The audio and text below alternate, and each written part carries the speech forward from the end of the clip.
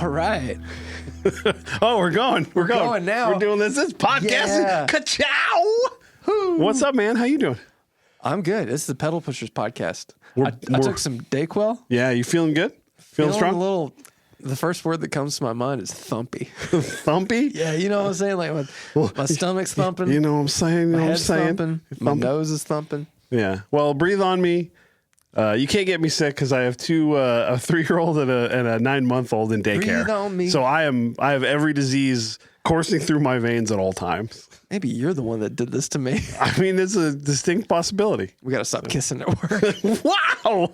Giving the people what they want. That's on the Patreon, baby. Give me money if you want to see that. All right. How are you, Matthew? I'm always terrific. I got some great news this morning about my guitar that I'm getting that I've been teasing. Secret guitar. My secret guitar. I got a text message about it. It sounds like it's coming along. Yeah. Who texted you about it?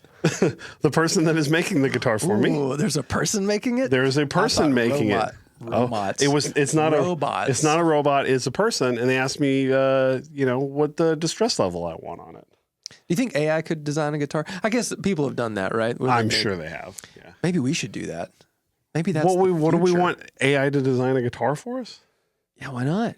I mean, it couldn't be any worse than some of the crap I see on the internet. Wow. Shots fired. I'm just saying. Also on the Patreon. I want to be a little bucky on this one because of the nature of the Dayquil coursing through. Yes, it is. All right. It is. All right. Well, let's get to it. This week, it's a all Q&A episode. Hopefully something will come out of this that gives us some sort of a headline for this thing. Yeah, some hot topic. I got someone here, but first thing I wanted to ask you this question. Oh God, what? Nothing. What? It's a good question. I read it and I liked it, and I said I'm going to ask you this one on the show, which is it possible there's an undiscovered way to create gain using analog components? So it's a phrase that way. Really, what we're asking is there any way to do something new with gain? There's definitely ways to do something new with gain, but so do it. But so far as and this is a question that is proposed a lot, right? Like, are there original circuits? Is everything derivative of something? Yeah, I mean that was what I took out of it was what are the limitations to the way we build these things, and how are we going to come up with new stuff? Right? Is there a reason to come up with new stuff? Who's out there trying to do it? What are we trying to accomplish? Or do people just want tube screamers and we're fine? Well, I think so. That's how a lot of people would frame the question. Yes. But the real thing, yes.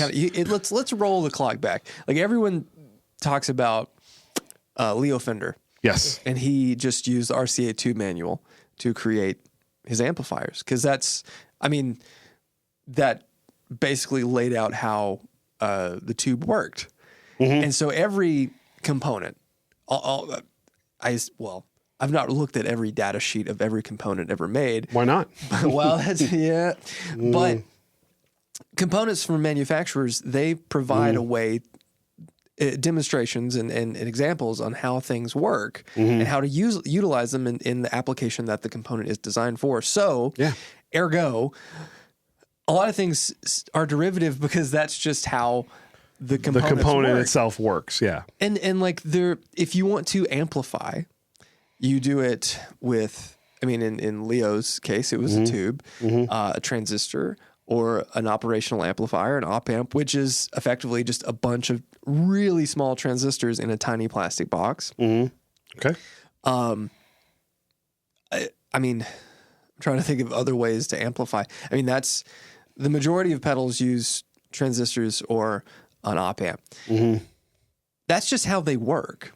Yeah. And then how you create the unique part of it, it kind of lives in and around there. And how you clip it, how you don't clip it, the components you're using to clip, because you can use different things to create clipping. Something like the Chupacabra, which is, a derivative of the Tube Sound Fuzz, uses a chip that is not really designed in an audio format or application, but it has a bunch of little amps, and if you run them into each other, it creates a lot of gain. So there's definitely new ways to do it, but a lot of people will see a schematic and say, oh, that's just this or that. Oh, that's just that or this. But that's not really true and not really fair to whatever it is you're looking at. If a circuit leaks, just because something looks like it's arranged like a tube screamer doesn't mean it necessarily is. Because if you want a soft clipped overdrive, you have to put that soft clipping in that amplifier section. And that's how a tube screamer works, but it's also how a blues breaker works. It's also how a lot of things work, because that's just how you achieve that sound. So yes, there are definitely new ways that people can explore creating overdrive and distortion and stuff. But there's a limit to what analog components can actually do. Yeah. And I think that, that whole argument and thought is just a bit silly, in my opinion. I think, because a lot of people get hung up on that. Then there's no new, schematics under the sun. Who cares? If it sounds good, it is good. So. That's sort of like my take on it. I read that and I go, that's interesting. Like, are we, do new components have to be invented for us to find out how they work and then use them to do something new? And then who's going to make those? Who's going to invent those? And I think that that's the way I think about it always is what you want to do is you have a sound in your head that you're trying to achieve. And then you're like, okay, how do I achieve that? And for the most part, the sounds in your head are going to be inspired by things that you've already heard. And then all those circuits exist. Or then there's something about that sound. You say, like, I really wanted to do this. You can't find exactly the way to do it. And now you're tweaking. But to say that there's a whole new sound that doesn't exist at all through these components, I got to figure out a way to do it. It's like, I don't know who's thinking that way when it comes to like overdrive or, you know what I mean? It's like, that's an interesting thing to think about. Like for you as a designer, like when are you like, oh, I have a sound in my head that I want to do and nothing exists that even does anything like that. I never think about like the gain part of it as the impediment to getting a sound. Yeah. Like the amplifier gain portion, it's usually all in the EQ. And that's where things are interesting. Yeah. And I think that's where real creativity and the like unique thumbprint that you can put on a circuit is really how you tailor all that really rudimentary stuff that cascading amplifiers into each other to create gain or overdrive or distortion. That's where a circuit really gets personality. And like, I don't really think there are a lot of new components being made, but in all that to say, I've seen some components. I've had friends that say, hey, you should look at this thing. It's it does this job just in one part. Like there's a diode pair that's a surface mount part, and it looks like a transistor, but it's called a BAV 199. And everybody got that? BAV 199. That will be a test. Where like normally, like if you wanted to do 4 diodes, like symmetrical clipping, right? So they're an even pair of things. You can use these. You can use 2 of these, and it is essentially 2 diodes running into each other. So if you use 2 of them, then you have 4 diodes, right? But the cool thing about this little component is in between those diodes, there's a tap. So you can actually like lift out one of the diodes and have asymmetrical clipping. Okay. And so, you can use a transistor as a gate or all sorts of things to like act as a switch in a circuit. When it applies voltage, it goes one way or the other way. But these little things are cool in a clipping arrangement because instead of having 4 components, you can have 2. Okay. Those are the things that I think people who are looking for something to simplify their life are looking for. And all the things that are really being developed for the guitar space all lives in the digital chipsets and processing. Sure, and that seems to be compiling all the stuff we already like into smaller and smaller and more usable packages. Yeah, it takes, the function of something and puts it in a digital space instead of an analog space. There you go. So the next question is the opposite of that. Where's the Mythos Tube Screamer or Rat or ODR1 and all the other classic circuits, Zach? So as a builder, you've got one side who says, how come nobody can build anything new? Why aren't you doing anything brand new that no one's ever heard that's better than everything that's ever come before? Right. And where's my fucking Tube Screamer? So how do you because that's the way it is. It's all day. It's one of those two things that's kind of on your mind. So how do you, A, where is all those things? And then B, like, how do you think about that? How do you balance those two ideas? It's funny. So whenever I started, that's where everybody starts. I made the Mjolnir, the original Herculean, which was a straight up screamer, the Daedalus, which was a bluesbreaker, and then eventually I made the Earl King, which was a Nobles ODR1. Mm-hmm. And you just knocked out the classics, bro. Well, I mean, like those are I like those. Like they're cool. Like the ODR1. I'd never played a real one, but I made a copy and dug it. Bluesbreaker I never liked, so I tweaked. But it was funny because no one cared at all about those for the longest time. The Mjolnir was like far and away like the one that I said, like 10-1. Yeah. To all of them, and no one gave a shit about my take on the tube screamer and all this stuff. And then when I stopped making them, the brand had progressed to a point where people said, "Hey, where's your tube screamer? Where's your ODR1?" Yeah.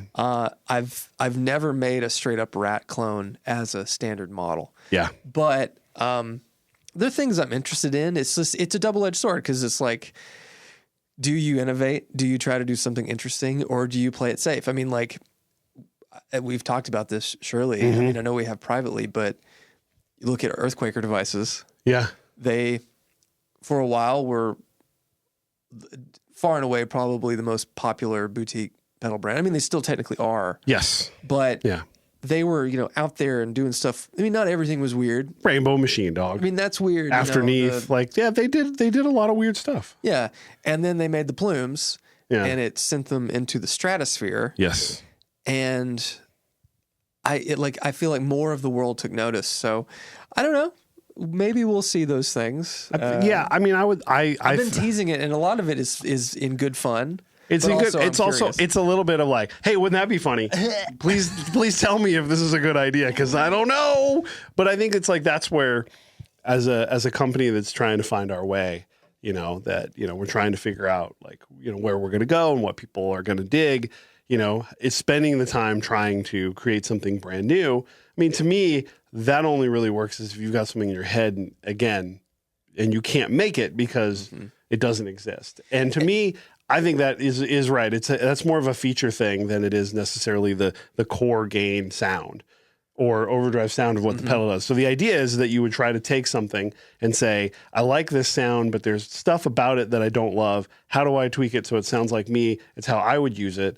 And then is it worthwhile to push that out there into the world? Yeah. And that's where that balance is, I think. And one of the parts of that thought too is if I said, okay, I want to make the be all end all X, Y, or Z. Yeah. Is anyone going to notice?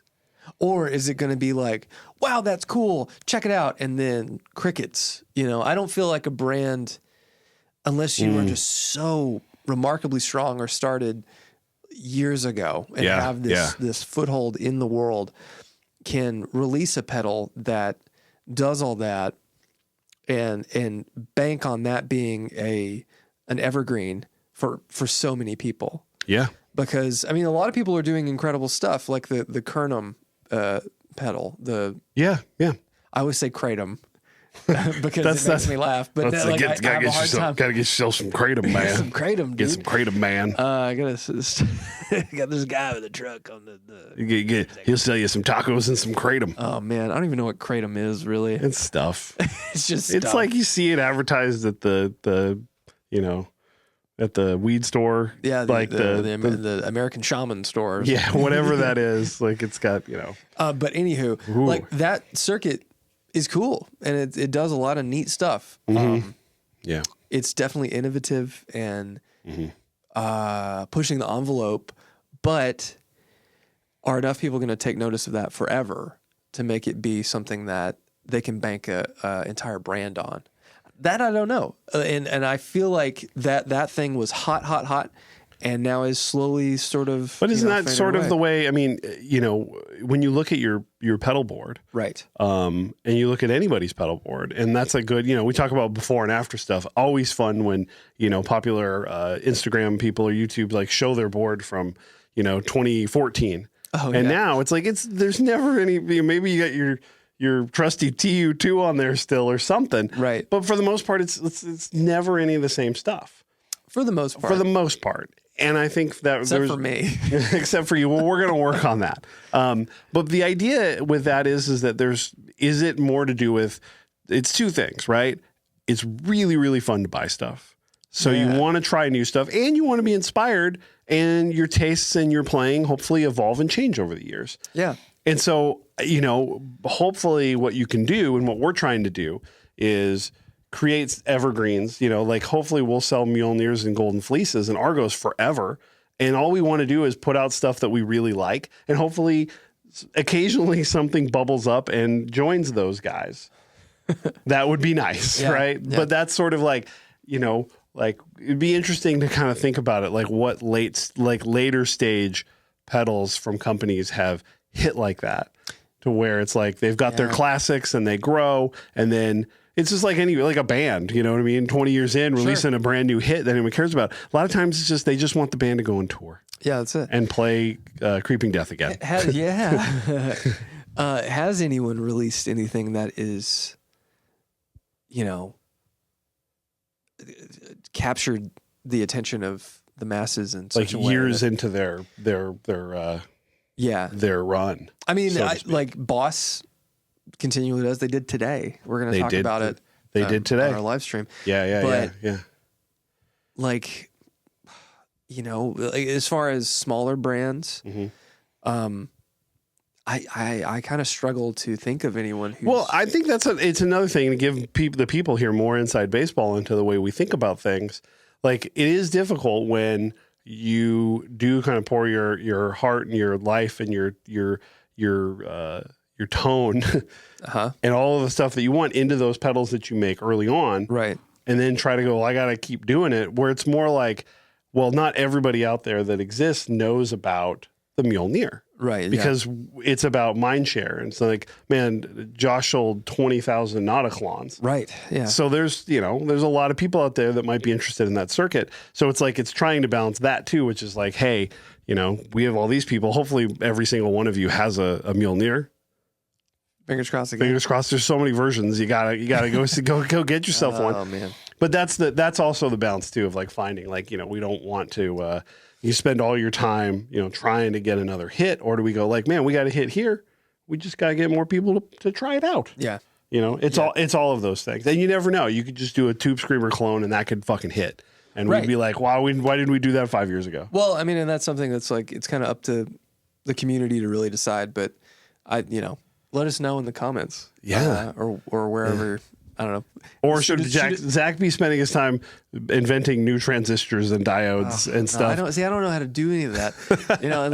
and like the thought of like developing something wholly original.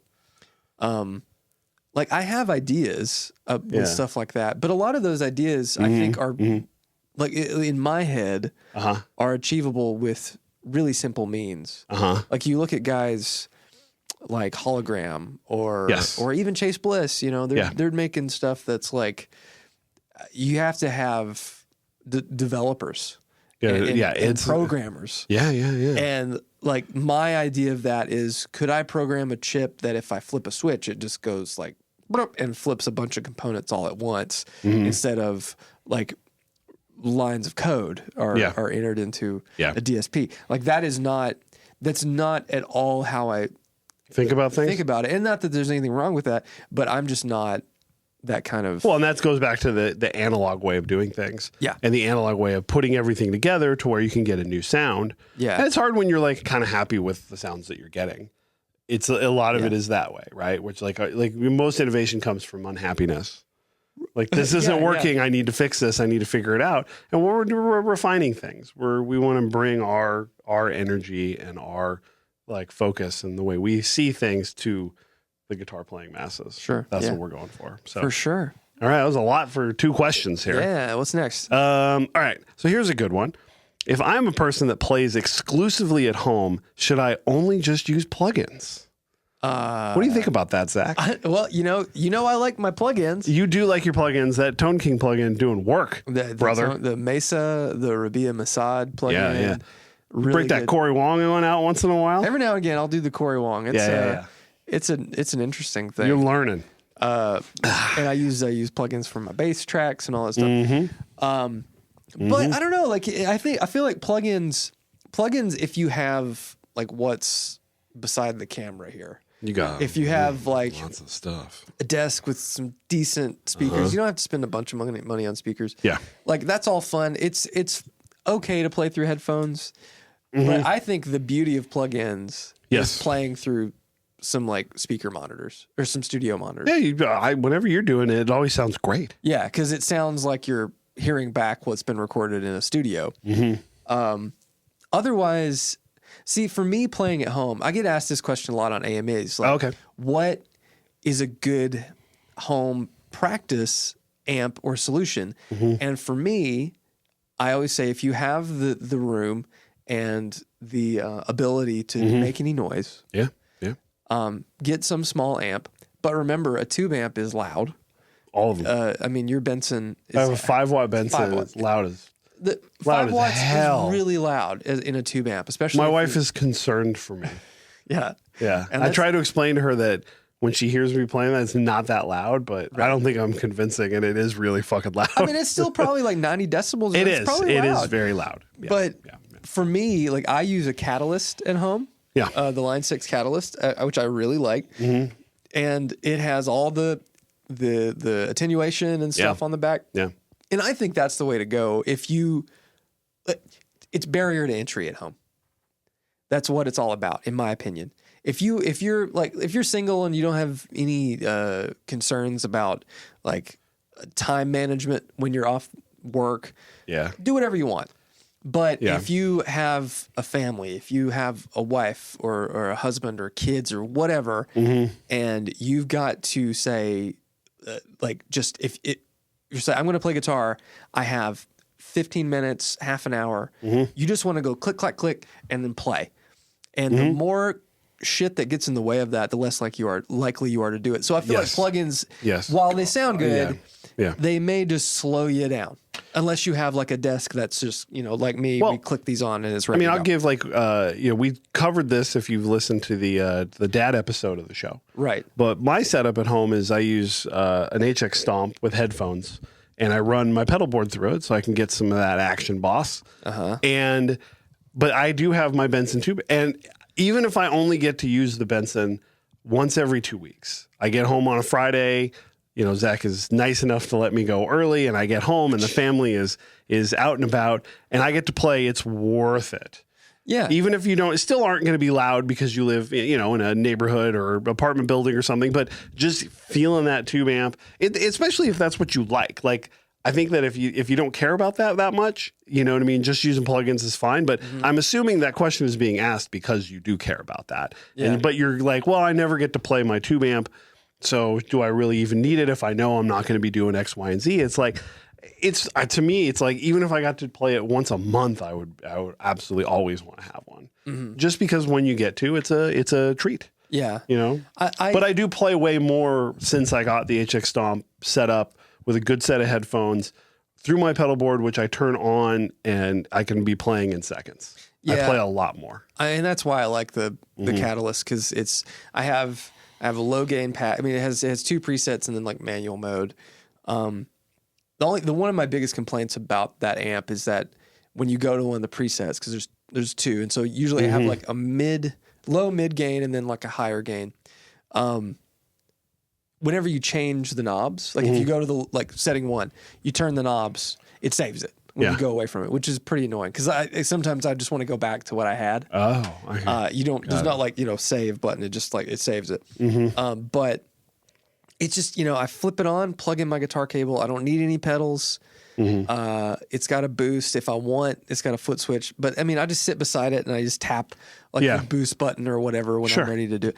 And it's great. It sounds really good. It's really loud. Like it's a 60 watt one. If you turn it all the way up to 60 watts on the attenuator and you really give it some volume, it's not perfect. It sounds okay. Yeah. I mean, it sounds better than okay. But I think where it shines is that practice sort of thing. And I mean, ultimately, I'm a broken record with this. I say it all the time. All the decisions should be about one thing. What is going to get you to play guitar more? Yeah. That's it. Every question we answer all day, every AMA that Zach does, every time we do anything, the answer is what is going to help you play guitar more? That is the correct answer. And so if you're exclusive, so you just use plugins, or are you going to play guitar more if you're using just plugins? Yeah. Then that's the way to go. But, you know, if you're going to play guitar, you're going to use plugins and still have your tube amp at home. Are you going to play more? You probably play the same, and then you get to play a tube amp sometimes. Yeah. Yeah. I think it's always good to have, like, I have, unless it's just making you sad. Yeah. Yeah. I mean, it's just sitting over there getting dusty and you're just sad. It all depends on what you're trying to accomplish. If you're trying to write and record, I think totally use plugins, capture every thought in your computer. Do something like that. But, you know, I think that it's a really, they're a useful tool and they sound better. They're never going to stop getting better.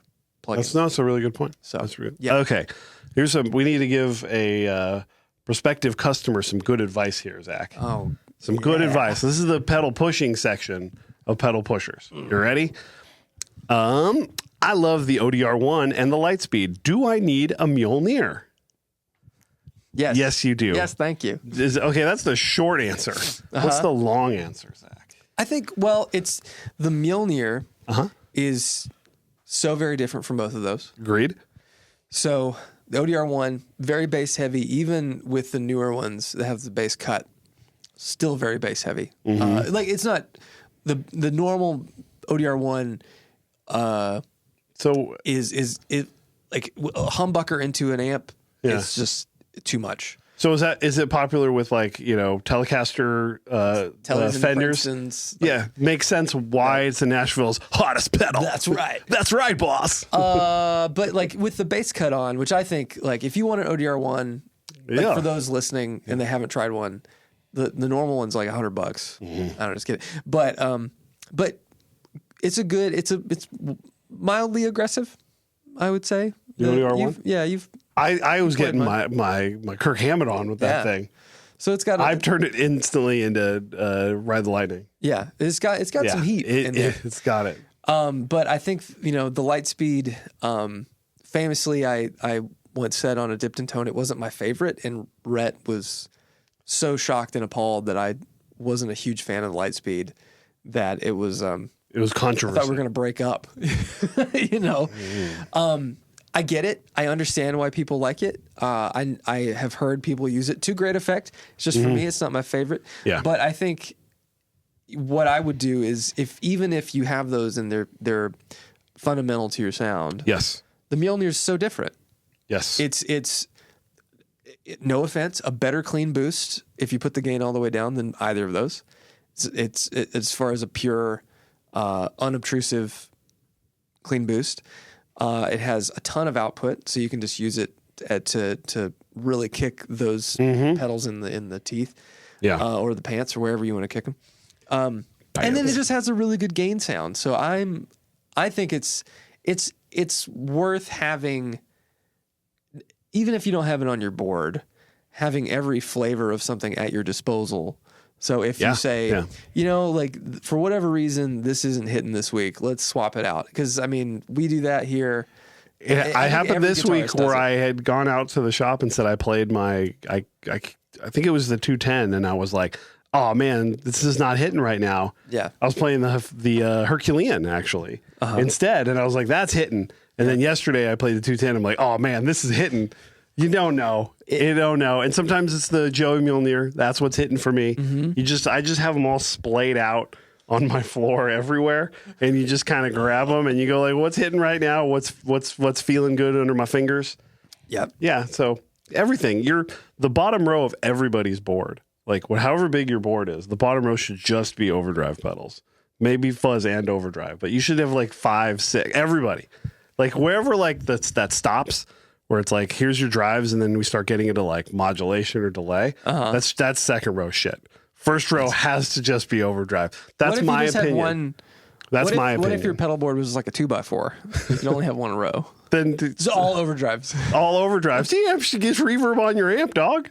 I wonder how like what the longest one row pedal board is. Cause like you've seen like world's largest pedal board, but it's always like big. Yeah, it's like, it's like deep, or they've got like a V shape, or they got like kind of like it's doing this thing with the mic stand in the middle. Yeah, you know? but like what pedal board that someone uses? The longest one row board. Yeah, who's got the longest one row board? I was talking about it today. I still want to see somebody like get suspended in the air, so you can play your guitar and then you got both feet to tap like you're a puppet. And somebody's like, but what reference did you make? Oh, it's like No Strings Attached NSYNC tour. Yeah. Bye, baby. Let's go. Man. Terrific. NSYNC terrific.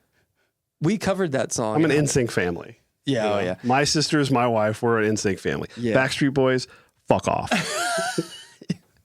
We, because when I was in high school, that stuff was hitting hard. And so, my punk band in high school, we covered a bunch of NSYNC songs. It's classic. And yeah, just, there you go. 16th note, 8 notes. It's great. It's great. Yes. But yes, just trust me, people. First row, all fuzzes, drives. Okay. Or in a tuner if you want. Maybe. You don't. You have to get the thing on the being in a tune ain't rock and roll. No, headstock. Put headstock the thing tuner on. is definitely not rock and roll. Snare. I like them. The snare. But what are they called? Leave them. Snark. Snare is a drum. I was just talking. I was gonna get there. You never let me get there. You got to correct me. You looked at me. I was gonna get there, folks. He never lets me get there. It's not a good look. All right. Okay, you ready? Huh? All right. Here's a good question. Give it to me. People love this question. People love this question. What's the one piece of gear that got away? What's the question? I said, what's the one piece of gear that got away? Jeez. What's the one? What's the one? Either you define get away. You had it and you sold it and you're pissed, or you never bought it and you're mad about it. Well, I can do both. Do you want to guess? I want you to guess mine. You guys talk to me all the time. You got to know the one for me. That you didn't? Is it the one you didn't get? Yeah, I never sell shit, bro. Right. I'm sorry for all the cussing. I'm just having a really good time. It comes from a place of love. I've talked about it on the show before. I don't know. I can't. I should have bought the Grist Standard. Oh, right. Yes. Yeah. And I know they pop up from time to time, but never exactly what I want. Mm-hmm. But they were so cheap. They're like $2,200. I should have bought one back in the day. I was like, I don't need another guitar. I really wish that, because then I would have had it the last like 10-something years. It would have been great. That would be mine though. I should have bought one of those, and I regret it. I have one I sold and then one I should have bought. I sold a 2010 RO 1960. Okay, it was black. Okay. Awesome guitar. I've shown you that guitar. You have? Should have never sold it. Yeah. Some guy he just wanted the body, and like I took off all the crap. He just wanted to like put his own parts on it, and sold it too cheap. But I regret it. Every week I think about the guitar, and I'm like, man, I wish I had that back. Because it's not just that I want a black burst, a black reissue. It's I want that guitar because it was special. Wow. And then the one that got away, really, I can think of two. Yeah. In high school, there was a pawn shop that had a double pickup, double cut melody maker for $350. Oh. It had Alien. Remember those Alien picks? Yes. You remember? Yeah. They looked like there were stickers that looked like that all along the fretboard and on top of all the fret markers, and all the finish was flaking off. And I should have bought. That sounds cool. Yeah, but I was like, $350. I'll never have that much money ever. Yeah. Fast forward to every pedal on the planet costing more than that. Yeah. But it was like a 65 or 66. That's cool. Should have bought that. And then one time I was at Guitar Center in Nashville. Oh. And there was a 70s Mosrite. Oh. I've never told you about this. No. In cherry red. Cool. It was minty fresh. Oh. Classic Mosrite pickups, all the stuff, white pick guard, incredible shape, played great, sounded great, $700. Oh my God. I'm looking, I could see the Guitar Center price tag on it. Yeah, the big plastic thing. Oh, I'm looking at it. And I didn't buy it. I went see you home. holding it. Oh my God. This might have been before I had an iPhone, you know? And so I got home. It was like 15 years ago. It was a long time ago. It was like right after high school. I went home, looked it up. They were worth like $1,200. I saw some for $1,500. So you went right back to the store. So I went back. I think I went back the next day and it was gone. It was gone. Yeah, There you go. The one that got away. But that was even then. I had a credit card that might have had like a $500 limit or something. So it would have been dicey. It would have been a stretch. Yeah. Well, anyway, there's a good, it's a good little Q&A in the comments right there, in the comments section. Yeah. What's got one that got away? I want to hear it. So there you go. All right, Zach. Yeah. We're back. I got a big question for you. Should I ask you a question? Big question. I don't know. Let me ask one more, and then you can ask some questions. Oh, there's one for you. There is one for me in there. I'll ask a question. All right. We're talking about guitars that inspire you, right? I'm gesticulating. Whoa, Jerry. I'm gesticulating. It's gold, baby. It's gold, Jerry. Do you like the idea of having a platform where all your guitars kind of feel the same and maybe sound a little different with pickups? Or do you like the idea of having a few different guitars and then the unfamiliar guitars or foreign guitars can inspire you? No. You were because the idea is that some people feel like that's the gateway, right? That you can shove everything that you get into sounding exactly how you want it and feeling exactly how you want. Or do you like to have stuff that you could pick up and go, oh, okay, I got to figure this out, and that'll inspire you? Where do you sit, Zach? I like everything to be familiar enough to where I don't feel lost. Okay. Because like if you think of the fretboard as a road, like I want to know the road I'm on. Or it could be the end of Back to the Future. Yeah, where we're going. We don't. That's when you take the frets off. Let's go fretless. But maybe that's a bad analogy. I like things to feel familiar enough because for me, like there is inspiration in the unfamiliar, 100%.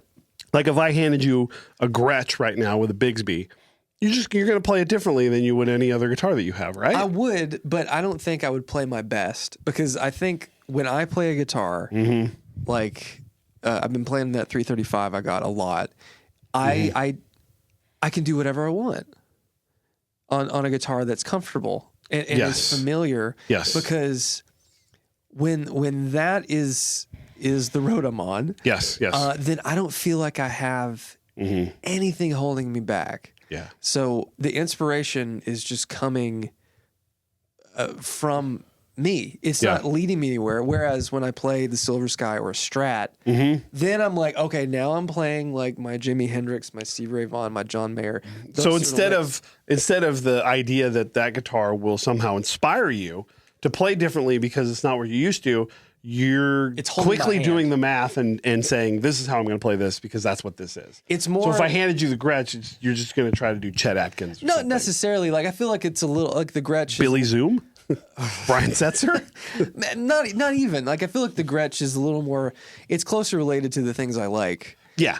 I was just trying to go with an example. Right. Thanks for blowing up my spot. I mean, like you gave me a Tysco. Or like something like that. Then sure. Like that's going to lead me into a place. But I think those arguments make more sense when it's something like that that's so far left of center. Even though I went to the right, just ignore me for those watching. So far left of center. That I think that's the direction you have to go. Because if it's just like, hey, I play Les Pauls now, I got a Strat. Let's see what happens. It's like who gives But it is like I do feel a little bit though. Like when there is something to be said for even those small differences, being enough to sort of catapult you into something different. But the guitar still needs to be comfortable enough for you to like want to actually play it.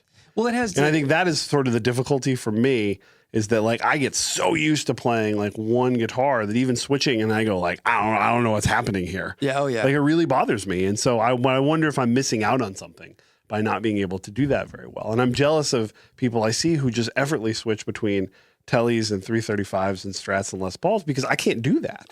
Honestly, I can't. I cannot do it. I can't do it either. Like when I have gigged in the past, I used to gig a Strat pretty much exclusively. And when I would bring, I had a Les Paul special, and when I would bring that out, I always loved the way it sounded, but I fumbled playing all the tunes because I couldn't switch back and forth. It had to be one guitar style a gig. Yeah, absolutely. So I don't know. That's how I like when I broke out the McCarty again.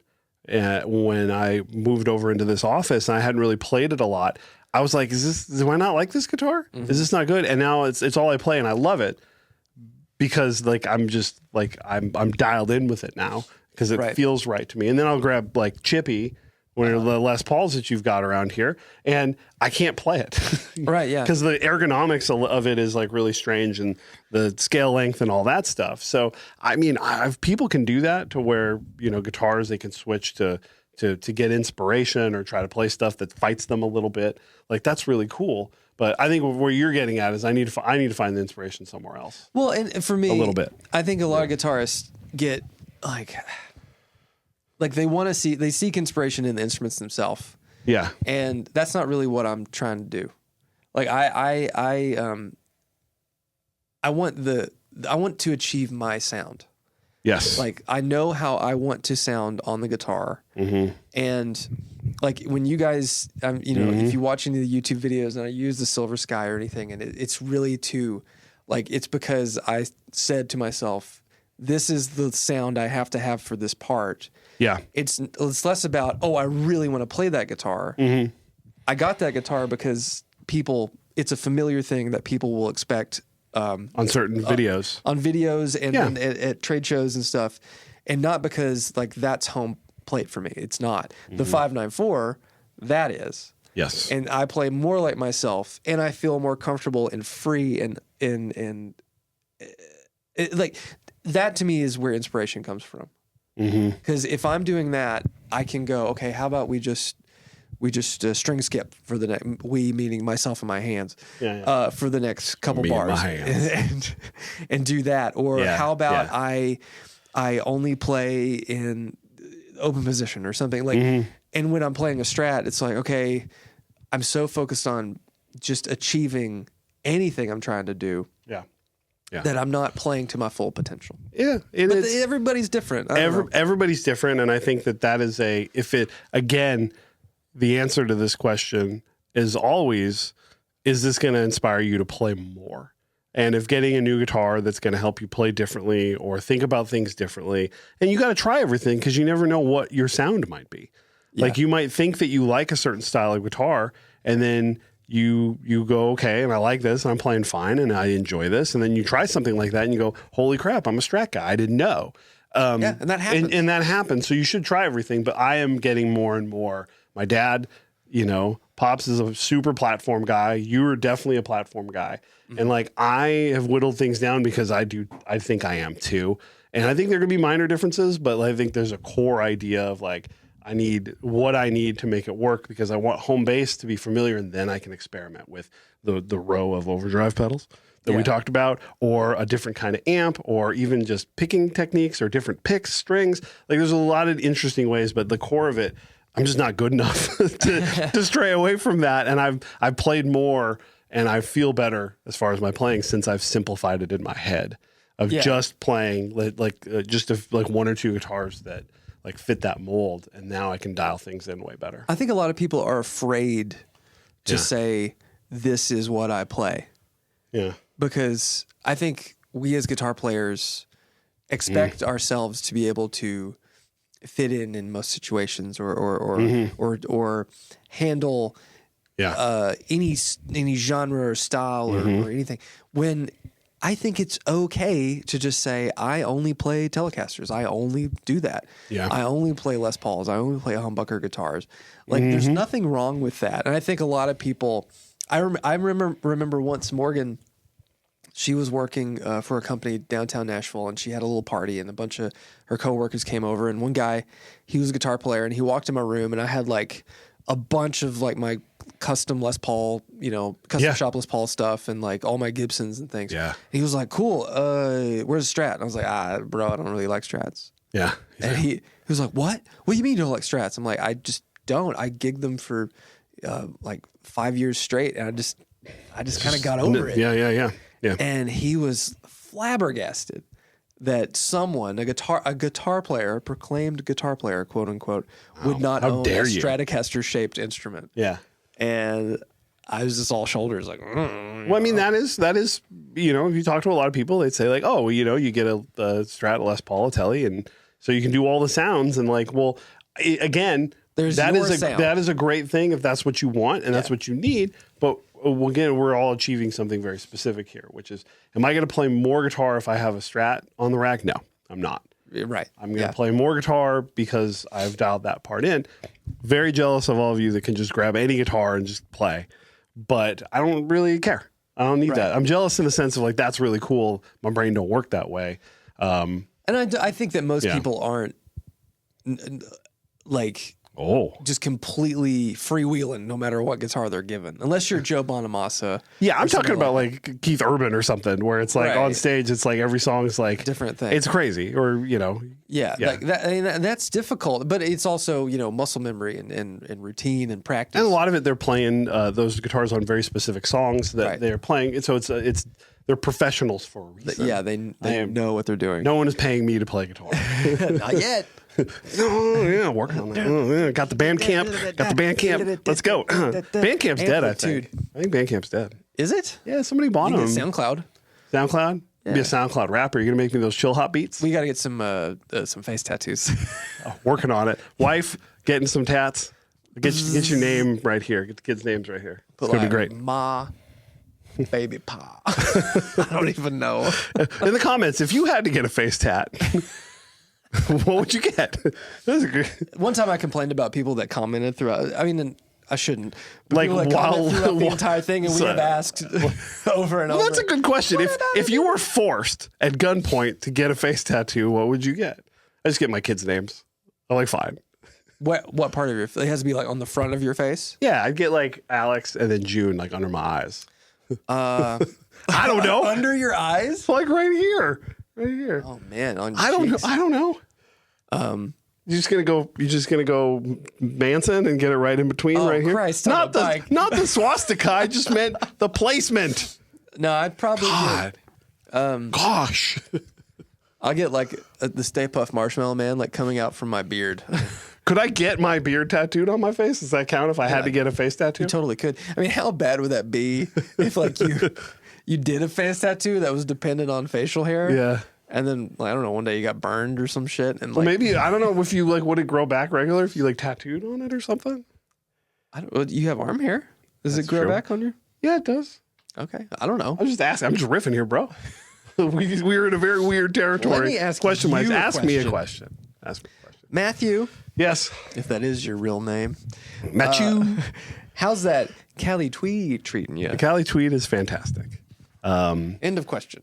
No, it is. It's like, you know, I was playing it the other day and it was on break. We were playing and you were out of the shop and Jeff was listening to me play and he said, you got that thing dialed in. Yeah. Like that sounds exactly like. You think he was just trying to be nice? If he is, fucking great. Thank you. Because it worked. No, I have not. Like the thing about it that I really like, and the reason why I really like it is for me, it has so much less gain than you would normally think that I would need. And I'm using it to be a platform for all the shenanigans that I want to do. Sure. But I play really aggressive. And so having an amp that's sort of like, you have to be aggressive to get something out of it, I think is like really fun. And I really like that. And the thing, like the sign that I know I really like it is I haven't touched any of the EQ for months. There you go. And that's really, if you know you like something is you're not tweaking it at all. I'll mess with the volume and gain a little bit depending on the situation or if I got it at home. But the EQ settings, presence, treble, have not touched them. Sure. Because it's exactly where I want it. And it sounds great with every overdrive I've thrown at it. And that's really what I want. I'm mostly 210 side B. Like that's my cranked pretty much all the way. At the Moore side? That's the Moore side. Okay, yeah. There's, the right side. I use that. I got the gain the right side's the even Moore side. Yeah. Oh, yeah. Right. Yeah. More side I just have for like kind of just puffing things up a little bit. Just puff it up a little bit. Just gives it a little bit more. HR puffing stuff. You know what I mean? Because I got the gain pretty hot on that, but it's not a super gainy amp. It's pretty vintage, right? So it's got a lot of heat. It's got a lot of heat. It's got a lot of input. But it's not crazy. No, it's not a chug amp. No. But I like that. It's I'm thinking more, I want to get big round tones out of it. It's a Tweed amp. It gets big round tones. I give the pedals, give it a little sizzle, maybe a little bit more treble, and we have a blast. So I love it. It works really well for me. Can't wait till I buy another amp. Yeah. I'm ready. I want to buy more amps. Rock. Oh, God. It's going to be a good raise for 2024. We're trying here. We're trying. Let's go. What else we got here? Well, it's. Are we? Was that it? We probably can do one more good one. One more. Well, you asked the question here, or you want me to? Yeah. Here's a good one, real quick. Yeah. What's a good song to learn to jump from just power chords to more complex stuff? Oh, I saw that question. Here, I have a very, very locked and loaded answer for this question. You go ahead. Just power chords, baby. Fuck fuck complex stuff. Just fucking Green Day all day, baby. Power chords. No, what I was saying is like you got to have an example of a song that you like. Yeah. That's more complex that you want to learn, right? Mm-hmm. Like just learn that. Is there a default like if you were a guitar teacher and the kid was lost, like what would you recommend? Well, I think, I think learning like Led Zeppelin songs is a good. Let's just learn like Black Dog or something? Or A Whole Lot of Love. I mean, there's a lot of chords in there and then there's riffs. It's learning, like, try to learn songs you know. And honestly, I don't think there's anything, I don't think you necessarily have to, like, one of the things that helped me more than anything was learning all the basic scale positions for the pentatonic scale, learning your major minor scale positions all up and down the fretboard, but learning songs and then honestly, even if you can't do it well, learning how to sing while you play really unlocks your ability to keep time and do things without thinking about it, because that's the hardest thing. I've never learned how to do it. Yeah, ever. It's so hard for me. I gave up. I stopped trying. I really shouldn't have. It's so hard now being so far into this. I really wish I would have tried harder when I was first starting out. Yeah, when I started playing guitar, I've been playing guitar for 6 months to a year, and I joined a band, quote unquote, at my high school to play a talent show. And we had a singer, and after that talent show was over, the singer was like, I don't want to do this anymore. I'm just doing it for fun. And so the rest of us were like, let's have our own band. Yeah. And so they pointed to me. They're like, you play guitar, you sing. And I had sang before, but I'd never considered myself like a singer. No. And so that was ska and punk and like power punk, the sort of punk rock. Mm-hmm. And I learned that way. But honestly, I didn't really get better at playing and singing until I was much older, when I started learning how to play like free or even like Led Zeppelin tunes. Yeah. Any of those things where there's a lot going on the guitar. Yeah. You just learn those things and you just do them, and you try to do them without thinking, and then you start singing. It helps with a metronome or a drummer. Mm-hmm. But learning free songs, the band Free, was a big deal for me, learning how to play and sing, because they have a very specific rhythm, and then the vocal lines are kind of just like, they're not, the melodies aren't connected with the guitar really all that much. Okay. And there will be like a rhythm or a pattern, and it's just about locking into those patterns and then singing something that is not the pattern, but is in the same time as the pattern. Yeah. But learning those things really helped me go from just playing chords, power chords, and singing and playing simple songs to being able to do stuff while thinking about something else. And that, I think, helps unlock complex thinking. More things, yeah. But learning, it's really boring just saying learn your scales, learn your modes, but ultimately learn songs you like.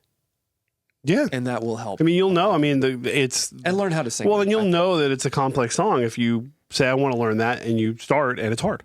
Right. And then you'll go, okay, I'm going to learn how to play this. Man, I remember when I finally, like the first time I nailed Black Dog, the riff, put the record on and trying to play it. That's a good day in a guitarist's life. Well, it doesn't come on the one. It's a difficult timing. Yeah. But it's super fun stuff. Yeah. A lot of the Zeppelin stuff is very hard to play and sing, but just to nail the timing Just of even it. just playing it. Because Bonham is so free in his time. But just learn the things. And honestly, one thing that I think is the biggest benefit to guitarists when you're, especially now, you have so many opportunity for lessons online, but you have the music of all these musicians really in your pocket. Yeah. There's no reason to learn a song incorrectly.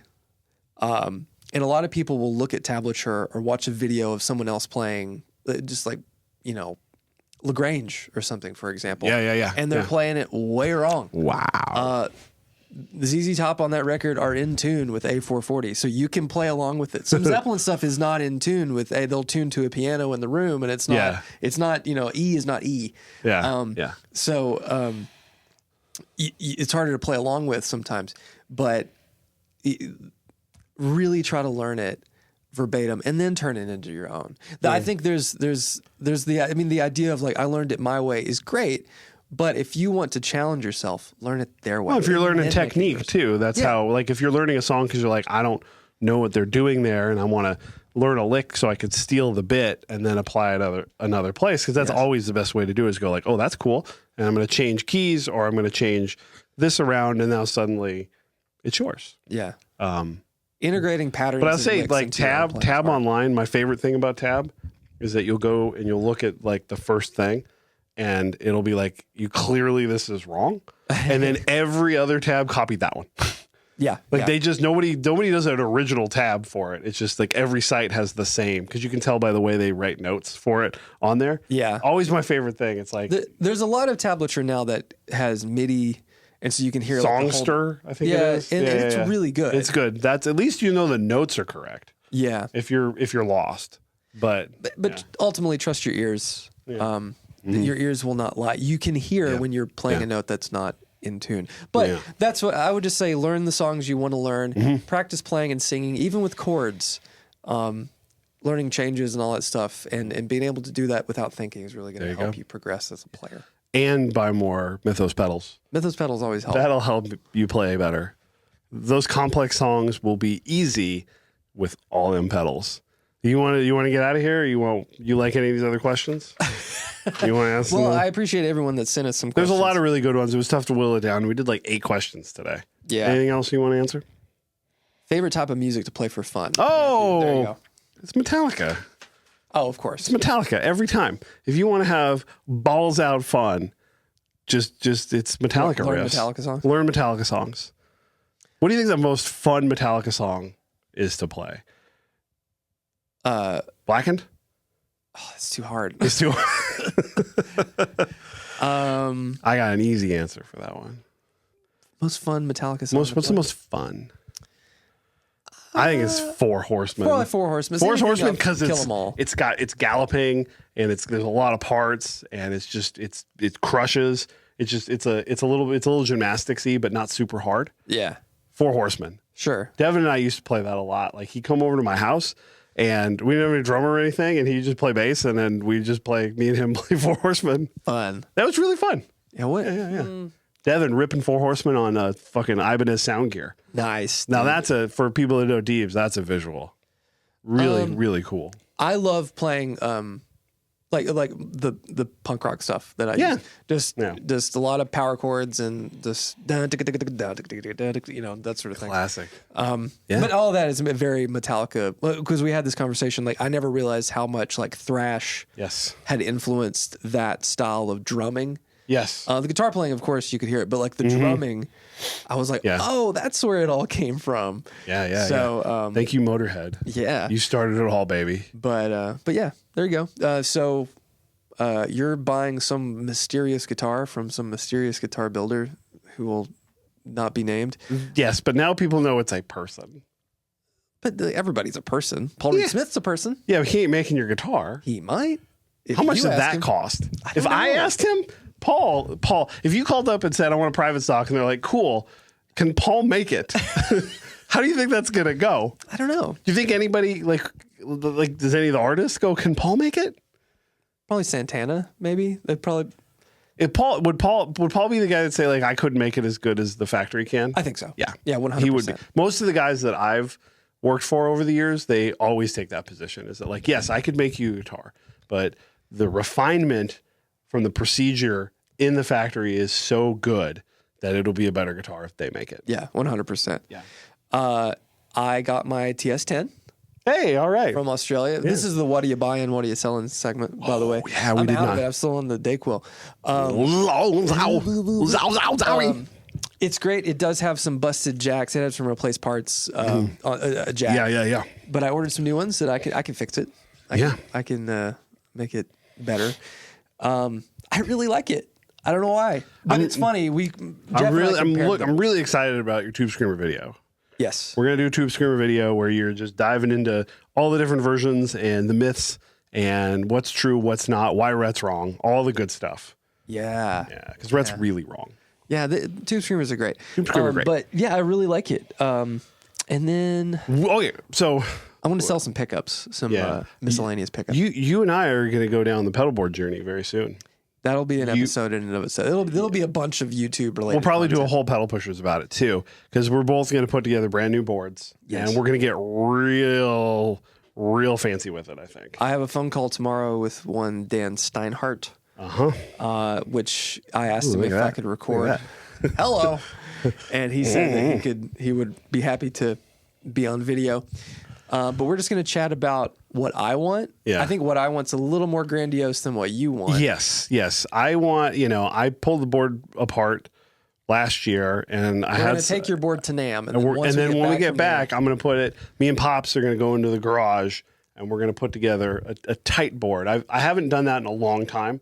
I've had a board, but it's been very like kind of mishmash. Loosey-goosey. I want to tighten it up. Something that will make people seethingly jealous on Instagram. That's the goal. That's what my goal is too. Because that's, we're going to embrace, it's like we make fun of the internet sometimes and the idea of like, Instagram, this and that. It's a dick measuring contest. And I'm like, but I want something, I just want something done. I want it complete. Yeah. And then as soon as it's finished and I go, man, it's finally done. And then of course, the cycle will start again as it does for everyone, but we're going to start that journey again. I mean, we had the biggest discussion we had about my pedal board today is should I have the Klon or the Wildwood? And I don't know. I feel like it's got. I mean, the Klon. Leave us a comment. The Klon. I mean, the arguments are: we make the Wildwood. I'd like to sell it. My kids need clothes and food, but they need food. Yes, we can get them clothes. We can just.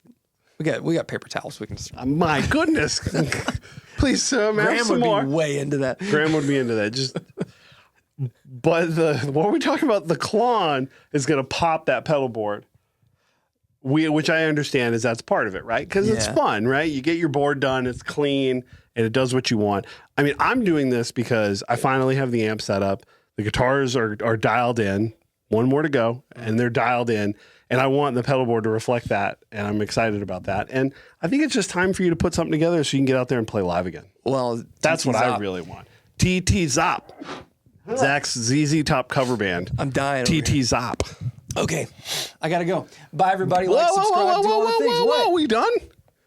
You're just fine. Just work through it. All right, we should go. Bye, everybody.